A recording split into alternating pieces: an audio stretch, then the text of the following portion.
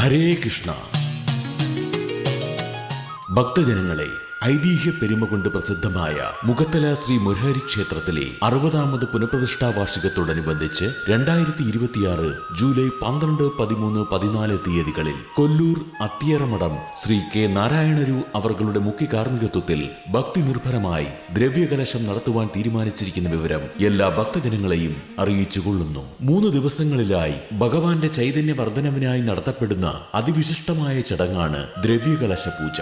1ാം ദിവസമായ ജൂലൈ 12-ാം തീയതി ഞായറാഴ്ച വൈകുന്നേരം പ്രാസാദ ശുദ്ധി, രാശോഗ്ന ഹോമം, വാസ്തുഹോമം, വാസ്തുകലശപൂജ, വാസ്തുബലി, അസ്ത്രകലശ പൂജ, വാസ്തുകലശാഭിഷേകം, വാസ്തുപുണ്യാഹം, അത്താഴപൂജ, ദ്രവ്യകലശത്തിന്റെ പത്മോലേഖനം. 2ാം ദിവസമായ ജൂലൈ 13 തിങ്കളാഴ്ച ചതുശുദ്ധി, ധാര, പഞ്ചഗവ്യം, പഞ്ചകം, ദ്രവ്യകലശത്തിന്റെ ബ്രഹ്മകലശ പൂജ, പരികലശ പൂജ, ചതുശുദ്ധ്യാദികളുടെ അഭിഷേകത്തോടുകൂടി ഉച്ചപൂജ.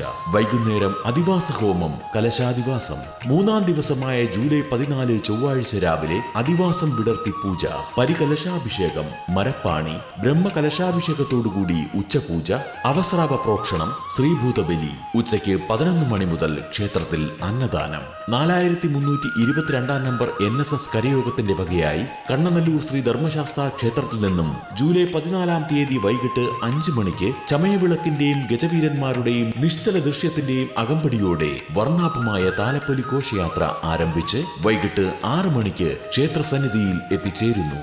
വൈകിട്ട് 6:30 മുതൽ ക്ഷേത്രവും ആചാരവും എന്ന വിഷയത്തെക്കുറിച്ചുള്ള ആധ്യാത്മിക പ്രഭാഷണം നടത്തുന്നത് വൈകുണ്ഠമഠം ശ്രീ ഹർഷൻ നമ്പൂതിരി. 7:30 മുതൽ ഭഗവാന് പുഷ്പാഭിഷേകം. തുടർന്ന് സിത്താനി അവതരിപ്പിക്കുന്ന ഭജൻസ്. 60ാമത് പുനഃപ്രതിഷ്ഠാ വാർഷികത്തിലും 3 ദിവസങ്ങളിലായി നടക്കുന്ന ദ്രവ്യകലശ പൂജകളിലും മറ്റു ക്ഷേത്ര ചടങ്ങുകളിലും പങ്കുകൊള്ളുവാൻ എല്ലാ ഭക്തജനങ്ങളെയും മുഖത്തല മുരാരിയുടെ തിരുസന്നിധിയിലേക്ക് ഉപദേശക സമിതി സ്വാഗതം ചെയ്യുന്നു.